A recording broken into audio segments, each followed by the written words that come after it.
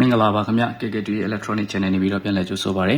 ဒီဗီဒီယိုမှာ PWM Controller တွေကိုရွေးချယ်ဝယ်ယူအသုံးပြုတဲ့နေရာမှာကိုအသုံးပြုမဲ့ battery နဲ့ကိုက်ညီမှုရှိအောင်ပေါ့နော်ဘယ်လိုရွေးချယ်အသုံးပြုရမလဲဆိုတာနဲ့ပတ်သက်ပြီးတော့ကျွန်တော်ပြောပြပေးသွားမယ်ပေါ့နော်ဘာဖြစ်လဲဆိုတော့တချို့က PWM Controller ဝယ်လာတယ်ဒါပေမဲ့ကိုအသုံးပြုမဲ့ battery ကအဲ့ဒီ controller နဲ့ကိုက်ညီမှုမရှိဘူးပေါ့နော်ကိုက်ညီမှုမရှိဘူးဆိုတဲ့နေရာမှာကျွန်တော်ဒီနေရာမှာ ampere rating တွေကိုပြောတာမဟုတ်ဘဲနဲ့ဒီ battery type အမျိုးအစားပေါ့နော်အများသောအားဖြင့်ဒါအားလုံးသိကြတဲ့အတိုင်း PWM controller တွေမှာကျတော့ဒါခုနောက်ပိုင်းဝင်လာတဲ့ controller တွေမှာဆိုရင်သူက setting တွေပါလာတယ်ပေါ့နော် battery type ရွေးချယ်ရမယ့် setting ပေါ့ငါ B0 B1 B2 စသဖြင့်ပေါ့နော်နောက် B1 B2 B3 စသဖြင့်ပေါ့ဗျာအဲ့လိုအမျိုးမျိုးရှိတာပေါ့ဟုတ်ပြီအဲ့ဒီထဲမှာကိုအသုံးပြုမဲ့ battery setting ပါရလားဆိုတာနဲ့ပတ်သက်ပြီးပါပေါ့နော်အဲ့ဒါနဲ့ပတ်သက်ပြီးမှဒါသတိထားရမယ့်အချက်ပေါ့နော်ဘာဖြစ်လို့လဲဆိုတော့တလောက customer တယောက်ပါပေါ့နော်ဒီသူ PWM controller ဝယ်လိုက်တယ်ဒါပေမဲ့သူဝယ်လိုက်တဲ့ controller ကသူကသွင်းမှာက 3S ပေါ့နော် lithium 3S ကိုသွင်းမှာဖြစ်တယ်ဒါပေမဲ့အဲ့ဒီ controller မှာကကျတော့ lithium သွင်းတဲ့ setting ပါမလာဘူးပေါ့လေsetting 3မျိုးဒီ battery type 3မျိုးရွေးချယ်လို့ရတာတော့မှန်တယ်ဒါပေမဲ့သူ့မှာပါတဲ့3မျိုးကဒီ AGM ရဲ့နောက်ဒီ floated acid battery ရဲ့နောက်ပြီးတော့ဒီ gel battery အတွက်ရပဲပေါ့နော်၃မျိုးစလုံးကဒါ acid type battery မျိုးစားအတွက်ဖြစ်နေတယ်အဲ့ဒီခါကျတော့အထွက်ဖို့မတူညီတဲ့အတွက်ကြောင့်ကျွန်တော်တို့ lithium တွေကိုတွားပြီးတော့တွင်းတဲ့အခါမှာအဆင်မပြေတော့ဘူးပေါ့နော်အဲ့ခါကျတော့ကျွန်တော်တို့ဒီ lithium battery ပဲဖြစ်ဖြစ် lipo 4 battery ပဲဖြစ်ဖြစ်ဒါပြန်ပြီးတော့ solar အနေချိတ်ဆက်ပြီးတော့မှအသွင်းတဲ့နေရာမှာပေါ့နော်ဒီအသုံးပြုလို့ကောင်းမဲ့ဒီ PWM solar controller လေးတွေကိုဒါကျွန်တော်ပြောပြပေးသွားမယ်ပေါ့နော်ဟုတ်ပြီအဲ့တော့PWM solar controller တွေကတော့ဒါဒီအားလုံးသိကြတဲ့အတိုင်းသူကကြတော့ဒီ quality ကောင်းတဲ့ကောင်တွေဆိုရင်တော့ဒါလုံးဝ PWM အစ်စ်ပေါ့နော်သူကကြတော့ဒီ PWM controller တွေမှာ quality ကောင်းတဲ့ကောင်တွေဆိုတော့ဒါလုံးဝကို PWM အစ်စ်ပေါ့နော်တချို့ကြတော့ PWM သာပြောတာ PWM အစ်စ်မဟုတ်ဘူးဒီ relay type controller တွေနဲ့သူရဲ့အလုပ်လုပ်ပုံသဘောတရားကအတူတူပုံစံထွက်တဲ့ဟာတွေလည်းရှိတယ်ပေါ့နော်ဟုတ်ပြီအဲ့တော့ပထမဆုံးအခုဒီကျွန်တော်ပြတဲ့solar controller လေးပေါ့နော်ဒီ solar controller လေးဟာဆိုရင်ဒါသူကလည်း20 30 40 ampere စသဖြင့်ရှိလိမ့်မယ်သူကကြတော့သူ့အပေါ်မှာဒီ controller ရဲ့ကိုယ်ထည်ပေါ်မှာသူကဒီမှာတခါတည်းရေးထားတယ်lithium battery နောက်lead acid battery ပေါ့နော်နောက်ပြီးတော့ lithium iron phosphate battery ဟုတ်ပြီပထမဆုံး lithium battery ဆိုတာကဒါကျွန်တော်တို့ပုံမှန်အသုံးပြုနေတဲ့ lithium ion battery ကိုဆိုလိုတာဖြစ်တယ်နောက် lead acid မှာတော့သူအမျိုးအစားထပ်ပြီးတော့မခွဲထားဘူးသူ့ရဲ့ output voltage က 40.5 လောက်ထိထွက်လိမ့်မယ်ပေါ့နော်နောက်ပြီးတော့ဒီ lithium iron phosphate battery ဆိုတာကဒါ lipo 4 battery ကိုဆိုလိုချင်တာဖြစ်တယ်ပေါ့နော်အဲ့တော့ဒီ controller ကိုအသုံးပြုမယ်ဆိုရင်ကျွန်တော်တို့က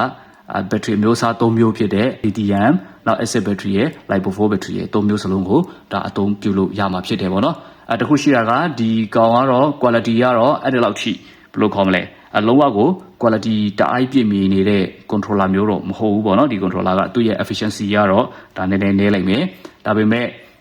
relay type controller တွေထက်တော့ဒါပို့ပြီးတော့တာပါတယ်ပေါ့နော်နောက်တစ်ခုကကြတော့ဒါကျွန်တော်တို့ကြည့်မယ်ဆိုရင်ဒီ solar magnetic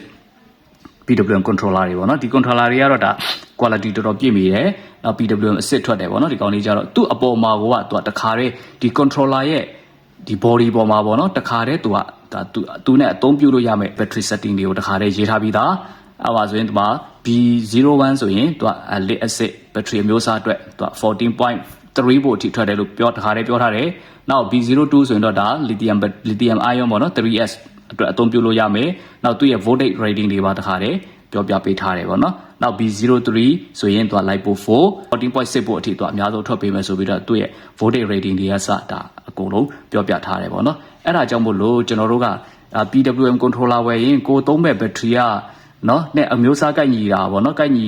မှုရှိအောင်ပေါ့လေကိုကရွေးချယ်တဲ့နေရာမှာဒီ solar တစ်စိတ်လိုဟာမျိုးကတော့ဒါလုံးဝကိုကောင်းတယ်အသုံးပြုခြင်းတဲ့နော် battery နဲ့ကိုက်ညီမှု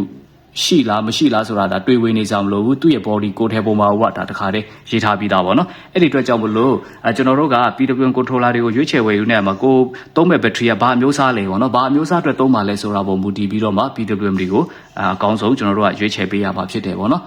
နောက်ထပ်ရှိသေးတာကဒီတချို့ PWM controller တွေကသူ့ရဲ့ setting ကပေါ့နော် battery type ရွေးချယ်တဲ့နေရာမှာ9မျိုးလောက်ထိရွေးချယ်လို့ရတဲ့ဟာတွေရှိတယ်အဲ့ခါကျတော့ကျွန်တော်တို့ကဒီ lithium battery အတွက်เนาะဒီ acid battery မဟုတ်ဘဲနဲ့ဒီ lithium battery တွေအတွက် solar controller ဒီ PWM type ကိုကျွန်တော်တို့ကရွေးချယ် ဝယ်ယူမယ်ဟဲ့ဆိုရင်တော့ဒါဒီ solar မတ်တစိတ် PWM controller ပြီးတော့ခုနပထမတစ်ခုကျွန်တော်ပြတဲ့ PWM controller တွေเนาะအဲ့ဒါလေးတွေကဒါအသုံးပြုရတာလဲလွယ်ကူတယ်နောက်ပြီးတော့သူ့ရဲ့ဒီ output ပိုင်းပေါ့เนาะဒီထွက်ပေးတဲ့ဒီ efficiency ကလည်းပဲဒါတော်တော်လေးကိုမစိုးဘူးဆိုပြီးတော့ပြောလို့ရတယ်ပေါ့เนาะအဲအကြောင်းမို့လို့PWM တွေကိုကိုရွေးချယ်ဝယ်ယူတဲ့အခါမှာဒါမျိုးလေးတွေကိုပဲကျွန်တော်ရွေးချယ်ဝယ်ယူစေချင်တယ်အခါကျတော့ကိုက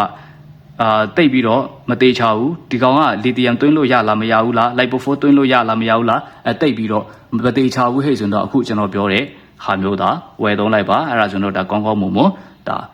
ဘာမှတွေးဝင်နေစမလို့လီသီယမ်ရောလိုက်ပိုဖိုးရော acid battery တွေရောဒါအကုန်လုံးသုံးပြလို့ရတယ်ပေါ့နော်ဟုတ်ပြီ solar တစ်စိတ်ကတော့ခုနကျွန်တော်ပြတဲ့ဒီအပြာရောင်လေးဟာပေါ့နော်အဲ့ဒီကောင်ထက်တော့ဒါပို့ပြီးတော့ဈေးကလည်းပို့ပြီးတော့များလိုက်မယ်နောက်ပြီးတော့ quality ဘိုင်းကလည်းပို့ပြီးတော့ကောင်းနိုင်မယ်ပေါ့နော်အဲ့ခါကျတော့ lithium သမားတွေအတွက်ပေါ့နော် lithium 3s သုံးပြတဲ့လူတွေ lipo 4ကိုစင်ပြီးတော့ဒါ battery စင်ပြီးတော့သုံးပြတဲ့လူတွေအတွက်ဒါ PWM controller တွေကိုရွေးချယ်ဝယ်ယူတဲ့နေရာမှာဒါအဆင်ပြေလိမ့်မယ်လို့ကျွန်တော်ထင်တယ်ပေါ့နော်ဒါမှမဟုတ်ရင်ကိုကခေါင်းစားနေရမှာပေါ့နော် PWM ဘယ်ဟာမျိုးဝယ်ရမလဲဆိုတဲ့ဟာခေါင်းစားနေရမှာဆိုလို့ဒါကျွန်တော်ဒီဗီဒီယိုလေးကိုလုပ်ပေးရခြင်းဖြစ်တယ်ပေါ့နော်ဟုတ်ပြီအဲ့တော့ဒီဗီဒီယိုလေးကိုကြည့်ခြင်းအပြင်ဒါတစ်စုံတစ်ရာကြိုးရရှိလိမ့်မယ်လို့ကျွန်တော်ထင်ပါတယ်အဲ့တော့နောက်ဗီဒီယိုတွေမှာကျွန်တော်ဒီတက်ကောင်းတဲ့အကြောင်းအရာတွေနဲ့ပြန်ပြီးတော့တွေ့ပါမယ်အားလုံးကိုကျေးဇူးတင်ပါတယ်